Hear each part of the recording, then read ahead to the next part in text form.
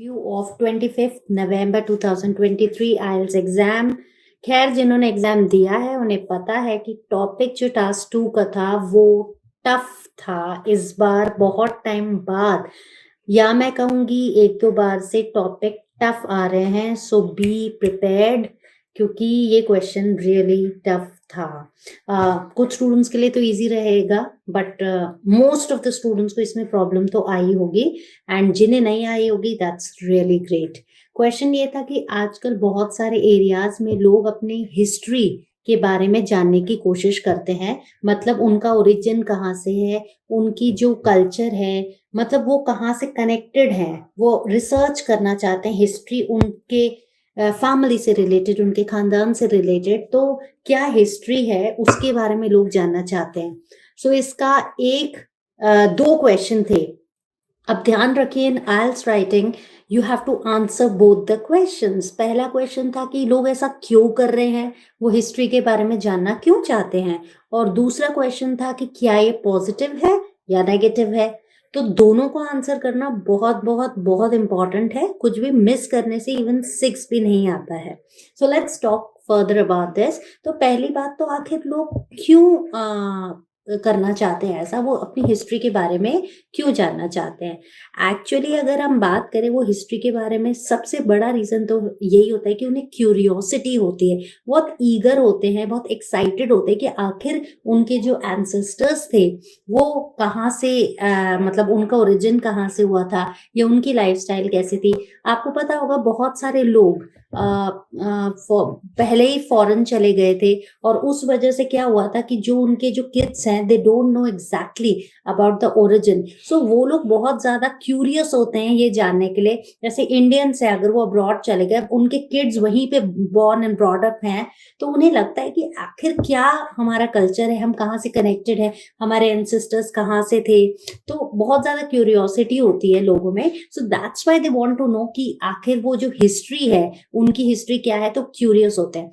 और इससे एक्चुअली वो उन्हें अपने कल्चर, ट्रेडिशन, रिचुअल्स के बारे में पता चलता है। दूसरा, उन्हें इससे ये भी पता चलता है कि क्या उनके एंसेस्टर्स किसी पर्टिकुलर चीज में अच्छे थे। फॉर एग्जाम्पल, बहुत सारे एंसेस्टर्स म्यूजिशियन होते हैं, आर्टिस्ट होते हैं, तो अगर किसी प्रेजेंट जनरेशन में ये स्किल है तो उसे कॉन्फिडेंस आता है कि यस, मैं भी इस फील्ड में आगे बढ़ सकता हूँ बिकॉज मेरे जीन्स में ये चीज है। So this gives them real confidence and they can also excel in that field. तीसरा, अगर उनकी फैमिली हिस्ट्री में कोई बीमारी है, कोई डिजीज है, so again this also gives them information कि अगर उनके relatives या ancestors को पहले कोई बीमारी थी तो वो और cautious हो जाते हैं और precautions लेते हैं। फॉर एग्जाम्पल, अगर किसी की फैमिली हिस्ट्री डायबिटिक्स है, अगर वहाँ कोई डायबिटीज से ज्यादा सफर करता है, तो अभी की जनरेशन बहुत ज्यादा केयरफुल हो जाएगी और वो बचपन से ही अपने किड्स का ध्यान रखेंगे कि वो इस प्रॉब्लम को सफर ना करें। चौथा, एक और रीजन हो सकता है रीयूनिफिकेशन। वो चाहते हैं कि वो पुराने रूट से मिले। जैसे I also belong to Madhya Pradesh, and हम अभी जब भोपाल गए, सो हम मतलब एक विलेज है जहाँ my grandma used to live, तो हमने उस विलेज को विजिट किया and it was really an exciting thing. और मुझे अपने ग्रैंड पेरेंट्स के बारे में काफी कुछ नॉलेज मिली, इवन एंसेस्टर्स के बारे में भी, और उस विलेज को देखकर बहुत मजा आया, बहुत इंटरेस्टिंग फैक्ट्स मुझे पता चले। सो ये आपको एक्साइट भी करता है, आपकी नॉलेज भी एनहांस करता है। और ऐसा हीरा जहां पर लोग अपनी ट्रेडिशन से दूर जा रहे हैं, जब वो अपनी हिस्ट्री के बारे में नॉलेज लेते हैं तो डेफिनेटली वो अपने रूट से कनेक्ट होते हैं। तो बेसिकली यही रीजन है कि वो क्यों पता करना चाहते हैं, वो रियूनाइट करना चाहते हैं, वो क्यूरियस होते हैं, वो जानना चाहते हैं। कोई फैमिली अगर कोई टैलेंट है जैसे म्यूजिक और आर्ट का, तो वो भी उस टैलेंट में जा पाते हैं। So it gives them great excitement. और चौथा रीजन है कोई डिजीज के बारे में पता चल जाए, सो दैट ऑल्सो वो उन्हें कॉशियस कर देता है। तो बेसिकली तो ये पॉजिटिव है, लेकिन कभी कभी नेगेटिव कैसे टर्न आउट होता है कि कुछ लोग, अगर डिजीज का पता चल जाए तो कुछ लोग बहुत ज्यादा टेंस्ड हो जाते हैं, और लैब टेस्ट और ये और वो, मतलब उनके मन में बैठ जाता है, तो बीमारी ना होने वाली भी कभी कभी बीमारी हो जाती है। तो यहाँ एक प्रॉब्लम आ सकती है, बट बेसिकली हिस्ट्री को जानने में कोई बुराई नहीं है। तो मैं तो यही कहूंगी कि it is a positive development. तो ये जो आंसर है, आपसे 2 क्वेश्चंस पूछ रहा है। आप जब भी राइटिंग टास्क 2 करो, ये ध्यान दो कि कितने क्वेश्चंस है। जैसे गब्बर का डायलॉग था ना कि कितने आदमी थे, तो आपको भी हमेशा ये डायलॉग याद रहना चाहिए आइल्स राइटिंग में कि कितने क्वेश्चंस हैं। अगर एक भी क्वेश्चन मिस किया ना बेटा, एक भी क्वेश्चन मिस किया तो you will not get even 6। ये चाहे आपकी इंग्लिश कितनी भी अच्छी हो, चाहे आपकी वोकैब कितनी भी अच्छी हो, बट अगर आप एक भी क्वेश्चन आइल्स राइटिंग में मिस कर देते हैं ना, तो आपका स्कोर 6 भी नहीं आता है मिनिमम। सो इसमें 2 क्वेश्चन है, ऐसा क्यों करते हैं और ये पॉजिटिव है या नेगेटिव है। तो लोग ऐसा क्यों करते हैं हमने डिस्कस कर लिया, और हमारे हिसाब से ये पॉजिटिव डेवलपमेंट है। तो राइटिंग में एक तो क्वेश्चन ध्यान से पढ़ना है, सब क्वेश्चंस को आंसर करना है। एक पॉइंट एक पैरा में एक्सप्लेन करो तो ज्यादा अच्छा, वो ज्यादा स्कोरिंग होता है। वोकैब का ध्यान रखना है, सेंटेंस स्ट्रक्चर का ध्यान रखना है, कॉम्प्लेक्स, कंपाउंड और सिंपल तीनों का कॉम्बिनेशन रखना है, एक्टिव पैसिव वॉइस का कॉम्बिनेशन रखना है। कॉम्प्लेक्स सेंटेंसेस ऑल्दो से बन सकते हैं, इफ से बन सकते हैं, इफ कंडीशनल होता है, डिस्पाइट से बन सकता है, अदरवाइज से बन सकता है, due to this, due to which से बन सकता है। though you can use because also, but also.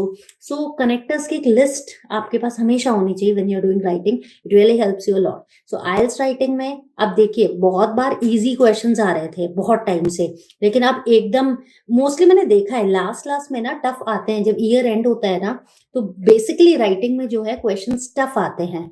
तो आप लोगों को थोड़ा सा है, ये प्रीवियस क्वेश्चन ये भी पहले आ चुका है एग्जाम में, ऐसा नहीं है कि कुछ नया आ गया है। This is also previous question, but the fact is कि ये थोड़ा सा ट्रिकी है। तो जिन बच्चों ने व्यूज पे अच्छा वर्क किया होगा वो तो ये कर पाए होंगे। आप भी मुझे कमेंट बॉक्स में लिखकर बताइए कि कितने लोगों को इस क्वेश्चन में प्रॉब्लम आई, क्योंकि मेरा जो एक्सपीरियंस कहता है टीचिंग का, मुझे लगता है कि स्टूडेंट्स को इस क्वेश्चन में प्रॉब्लम आई होगी। नॉट ऑल, बट बहुत लोगों को आई होगी शायद व्यूज। लेकिन अगर आप 1 और 2 व्यूज भी लिख देते हो ना और उसे प्रॉपर्ली एक्सप्लेन कर देते हो तो भी डोंट वरी। बस ध्यान रखो कि एक बैलेंस होना चाहिए, टॉपिक से डाइवर्ट नहीं होना चाहिए हमें हमेशा राइटिंग में।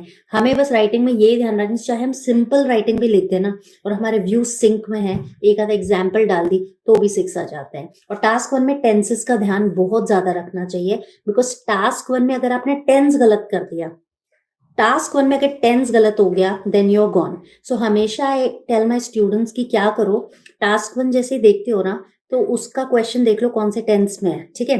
फिर क्या करो, क्वेश्चन पेपर पे वो टेंस लिख दो कि कौन से टेंस है। सपोज पास्ट टेंस है तो आप क्वेश्चन पेपर पे लिख दो। अच्छा, अब ऐसा क्यों?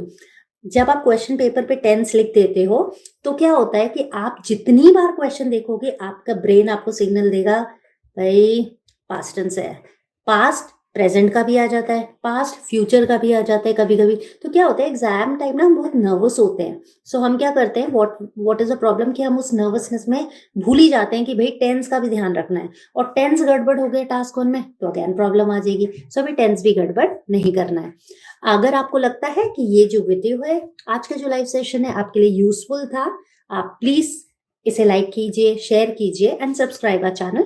आपको लगता है कोई पर्टिकुलर टॉपिक जिस पर मैं वीडियो बनाऊं, या आप चाहते हैं कि मैं कोई लाइव सेशन रखूं आईएलटीएस से रिलेटेड या पीटीई से related, so please write it in the comment box. I hope this video was useful for you. Hope I keep my fingers cross कि आपका स्कोर अच्छा है। All the best, God bless you, take care.